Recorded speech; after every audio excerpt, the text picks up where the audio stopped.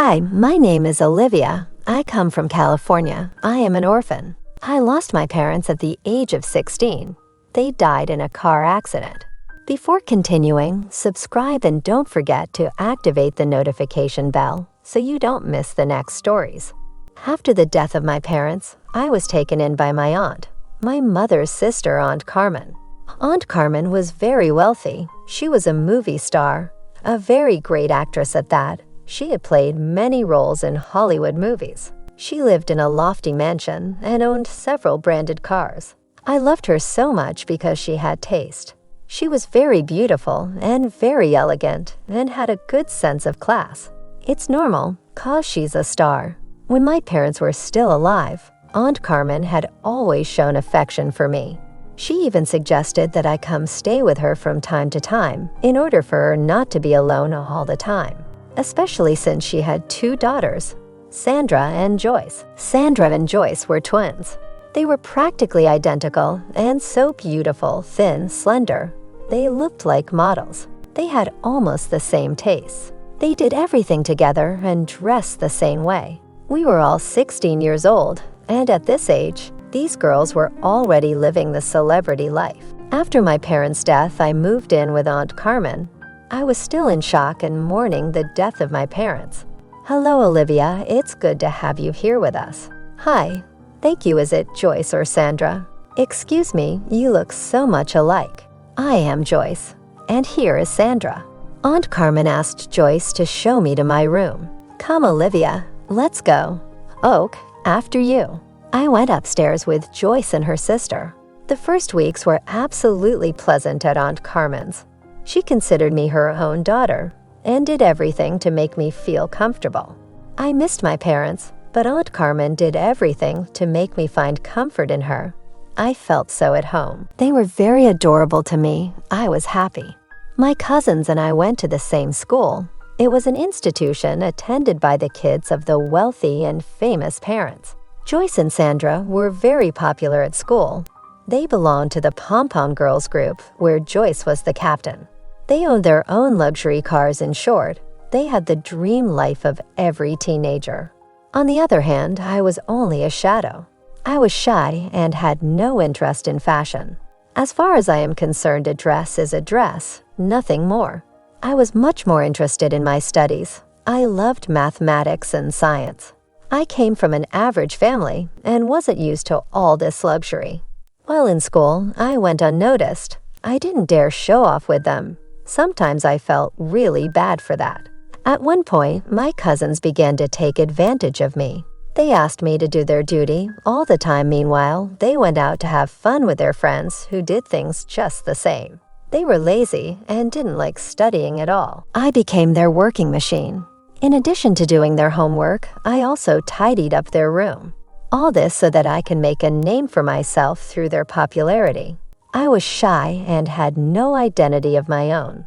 Gradually, I began to date their friends. Some, when they came home, thought I was kind, intelligent, beautiful. From there, I began to have confidence in myself. That's how I started hanging out with my cousins and their band of friends. I was even called the sister of the major twins. I was invited to parties, birthdays, and trips. I had completely changed my style. I became a beauty queen. Everyone found me beautiful and attractive, and I admit that I had no problem with that at all. Since I was more intelligent, I brought home very good results, and Aunt Carmen was proud of me and even gave me my own luxury car. All my comrades were envying me. I was gaining more popularity, and I liked it. In high school, everyone hung around me. Yes, I was that popular. All of a sudden, Joyce and Sandra began to change their behavior towards me. They became even more aggressive, and they did not hesitate to make fun of me in public, just to put me down or to humiliate me. In fact, they began to feel jealous of me, since they began swinging me as a competition. I couldn't afford to lose my reputation. I had spent so much time to build, so I decided to fight back. I was prepared with blows to humiliate them in return. I told lies just to discredit them to others. The friends we had in common separated from them and chose my side, and because of that I became obnoxious and disrespectful to everyone. I felt like I was invincible. The twins group had become mine now. It was a real affront that was going to be born. One morning, Joyce came to tell me this. "You're not going to get away with it. Do you think you can compete with us?" "But who do you think you are?" "Joyce, I never wanted to compete with you. I just wanted to be like you. From today on, watch your back." Joyce raised the hatchet, and I was ready to fight. I could no longer tolerate being walked on. While I spent my time weaving blows to overthrow my cousins, the exams were approaching, and I didn't even realize it. I completely abandoned my studies. I had even abandoned my friend Sylvia, with whom I shared everything at first. Oh, Sylvia, I had totally forgotten her. Sylvia was a girl with a big heart. She was very intelligent. She is also the best in the whole school. We shared the same passion for scientific subjects, such as mathematics and science. I hurried to see her. I saw her walking in the corridors of the school. Sylvia, she turned around, looked at me but pretended not to have seen me. I knew she was angry with me. "Sylvie, please wait for me." She stopped and waited for me to join her. "What do you want?" "Sylvia, I know you're mad at me. I know I made new friends and abandoned you." "New friends? Do you call them your friends? When you are no longer popular, when you no longer have that fame, they will all abandon you. You should focus on your studies. You destroyed your sisters' lives just to be more popular than them. You lied, you told nonsense just to be well seen in the eyes of others. I don't recognize you anymore, Olivia. You have changed so much. You're just jealous of me. You have never been able to get what I have today. You don't know what it's like to be popular." Listening to my words, Sylvia left. I knew deep down that she was right, but I was too proud to admit it. The following week was our exams, but I knew I would not be up to the task. Not only had I not taken the time to revise, but I almost no longer attended classes. So it had to take a miracle for me to succeed. 2 weeks later, the results were posted. It was no longer a surprise for me. I failed it all. I was allowed to catch up. I was deeply disappointed. Disappointed with my attitude, disappointed with my behavior. I had never tasted failure. Sitting alone in my classroom, I began to cry.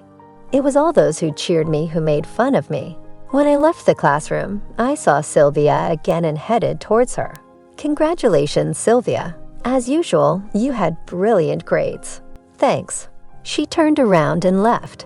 I knew she didn't want to speak to me anymore. I had lost my best friend, but I was stubborn following her. "Sylvie, please listen to me. I just want to apologize. Please forgive me. You were right all along. I think I have become a real monster. I need you, Sylvia. I would like us to become best friends again." Sylvia had a golden heart. She agreed to forgive me on condition that I also go and apologize to my sisters. Back home, I went to see Joyce in her room. "Can I come in?" "What do you want?" "I just wanted to apologize for my behavior. Please, Joyce, forgive me. I don't know what came over me. Definitely the popularity does not suit me." She smiled and took me in her arms. "Okay, I forgive you," she said. At the same time, Sandra entered the room, and she agreed to forgive me in turn. Now I lead a quiet life, sharing a beautiful family atmosphere with my cousins. And I finally found my best friend. I had given up the desire to be popular at all costs, and I focused on my studies. I had actually become me again.